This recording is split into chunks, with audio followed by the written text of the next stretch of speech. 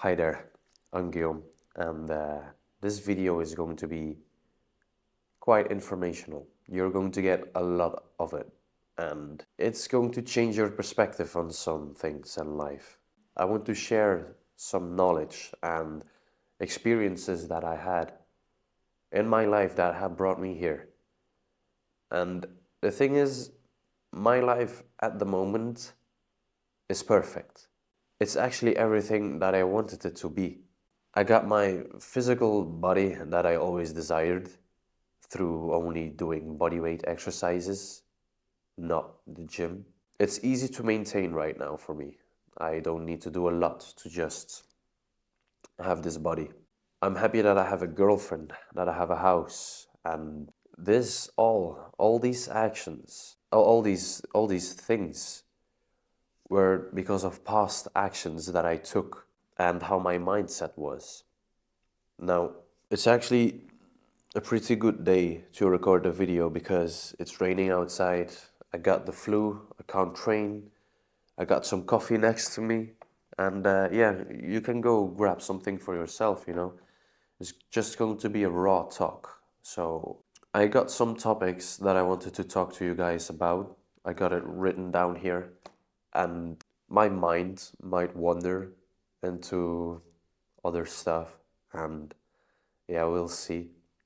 If my voice sounds annoying, it's because my nose is just it's clogged. It's I'm sick. Let's get into it.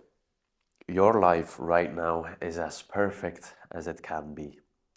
Because whatever happens, you wanted it to happen. And that doesn't mean for any external shit that happened, like some family member died, or a your mom died, or your friend has passed away. Those are things you don't have control over. But the things that you do have control over, like everything else, your habits, your thoughts, your feelings, they are subconsciously being programmed by the media you watch, the books you read, the music you listen to. All that is of the uttermost importance. What people do you listen to? What books do you read? And what kind of music are you really listening to? What kind of lyrics are they singing? It influences your thought patterns and the way you behave. If you have a book that you read, you will influence other people. You will begin to use the words that you learned in that book. You need to caught yourself into that.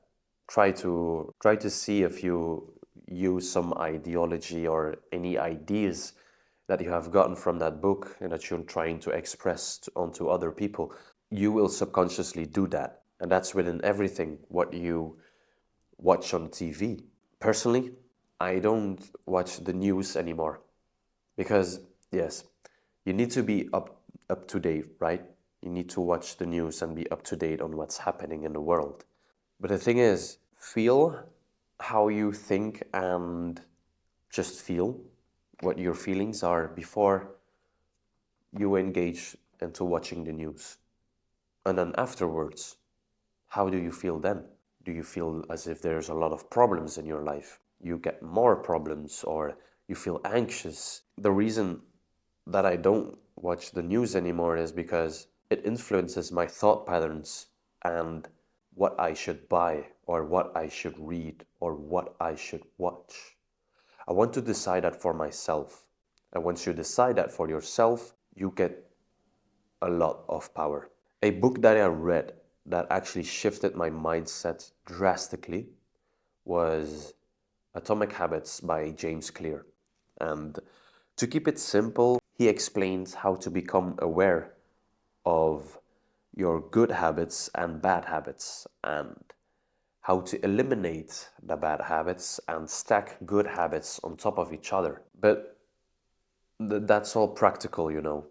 That's all good. But what got me the real mind shift was that I became aware of my day-to-day routine, how it looked, what is productive and what is not productive. But you don't have to see it in a productive way, because then life will feel as work. And life should never feel as work. It should feel as play. Now let's shift our mindset. How you need to look at it is, what does your 2.0 version, what is it for yourself? What is that ideal version for you? What does he or she look like?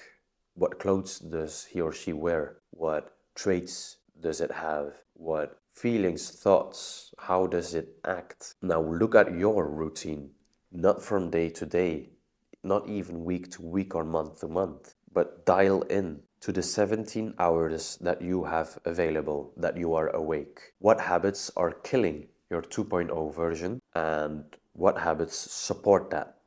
On your full cycle of those 17 hours that you are awake, what kills it and what makes it stronger? Once you grab onto something for yourself, will this kill me, or does it support your ideal self? Now, what kind of habits should you do or maintain? That, my friend, can be really easy or hard, and it depends on what version you want to become. I cannot tell you what to do. My habits are aligned with my ideal self. Still, maybe some habits might be the same, as if a self-care routine, meditating, reading, going to the fitness, or doing home workouts. But the easy way, there is some guy or girl that has the perfect lifestyle, the job, the hobbies, the traits, and the appearance that you want. And what you simply need to do is to either ask them what their habits are, or try to define for yourself, use critical thinking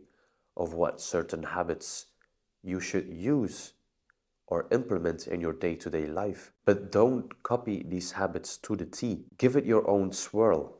You need to stay authentic to yourself, because otherwise you'll be selling your soul. If you have certain habits that you want to do now, how do you implement that into your life? First, look at your environment. How does your environment look like? Even if that's your home, your workspace, or even your car. The environment, the hours that you spend, those 17 hours that you are awake, where do you spend those? And then look at your environment, because are there enough cues to get you started? For example, let's use a easy example. You walk towards your couch, your sofa, and what are you seeing? Are your vision aligned with a book that is lying there? Or is it easy to grab hold onto the remote and just start mindlessly consuming content that eventually will reprogram your mind? Or will you read a book, that your book is just laying there on the couch, knowing that you will go to the couch? That is actually a cue. So you see the cue, either it's the remote or a book that you want to read. Define for yourself what action you still want to take. But you can make it harder. Unplug the TV or get rid of your TV. I mean, don't get rid of it, but you have to make the resistance harder for a certain habit not to perform. And then you want to perform a certain habit that is aligned with your ideal self, make it way easier. So make sure that your book is in front of you when you go to the couch. So you have to change your environment, change your cues, because if you look around in your home or your car or your workspace, are there even cues to start the habit? You have to make it easy. But here's the golden key: consistency. You have to perform these habits so much that you literally get frustrated of them, because change is hard and it's uncomfortable. But once you drag yourself through the trenches and climb the mountain, once you're on top, you'll actually just see another mountain that you might want to climb. Once you're consistent and perform these habits on a constant day-to-day basis, you will be aligned with your ideal self. And then it is just give it time. Just give it time and stay true to yourself, your authentic self, and perform the habits as if it's a ritual. Then only you get to pluck the fruits that are falling from the tree. Now, through this whole process of bettering yourself or going on this self-improvement journey, it is of the uttermost importance that you become aware of yourself. And that means not only your habits, but your thoughts and your feelings. I had the advantage as a kid to become aware of myself at a quite early age, and it got me into a depression. And the thing for a spiritual awakening, you don't get it out of the cereal box. It might be that in a moment where you're in silence or you look at nature, you might become aware of yourself. But it doesn't come like that. It might happen to some people. Monks isolate themselves to achieve the nirvana state, so they actually get rid of all external things, money, family, friends, and they go into an internal state to achieve nirvana, to become aware of themselves. But if you're just in a day-to-day life and you're not a monk like me, you won't go into a monastery or a temple to go meditate for hours. How you become aware or have a spiritual awakening in just day-to-day life is through a depression. So for a spiritual awakening, you might get into a depression first. You'll get so caught up in your mind because the reason being that you have to realize something, and the realization is actually the most hardest part. You yourself or your ego will do anything that it can to distract you and to not become aware of yourself. You get so caught up in your mind, and your thoughts, or even one thought, will keep popping up and bother you for the rest of your life. But listen, it is a process that you need to go through. I cannot tell you to become aware and let you realize that your thoughts and your feelings are not yourself, but it's actually just a journey. And it's for you to zoom out in your mind and realize the root cause of the depression. Before any spiritual awakening, you need to forgive yourself of everything, literally. Detach yourself from your ego, but you cannot destroy your ego. You might have heard from the term ego death. An ego death can be a short burst of enlightenment, or a short burst of, you get like a bit of experience from the nirvana state that Buddhists go into. But the thing is, you can never kill the ego.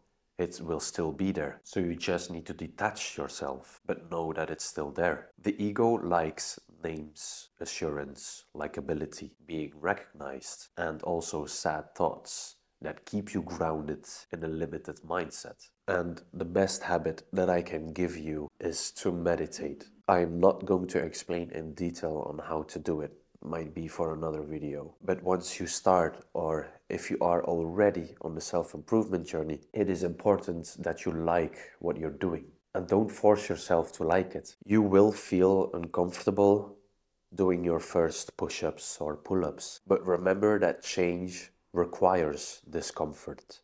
It feeds from it. So as you are aligned with that ideal self and you know that it will be uncomfortable, just start playing and adjusting. Play the game of life, because you know that you're on the path where your 2.0 version is just seamlessly performing these habits. It's easy for him. So know and realize that comfort will come back. It will return in big amounts. It's going to take long hours, maybe getting up sooner, giving up your weekends, but you know that all these actions actually lead up to something big. No one will understand you, literally, no one. And they will question everything. They will ask why you're working so much, why you're getting up so early, and why you don't spend half of your earnings in the weekends. Because for you, it is play and not work. I am grateful that I'm able to share this information with you. It has helped me immensely in my life. If you stay true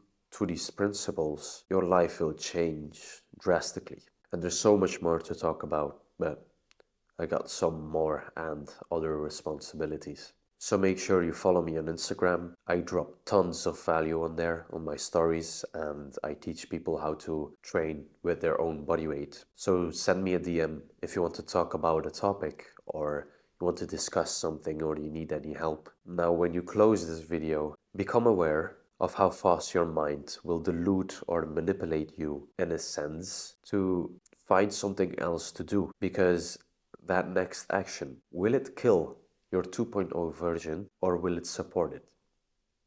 Be mindful. All right. Bye-bye. And my fucking coffee is cold. I literally made it. It was literally in front of me to drink whilst making the video, but now it's called fuck. Yeah, it doesn't matter. Oh, you still here? Get off, man. Get out of this video.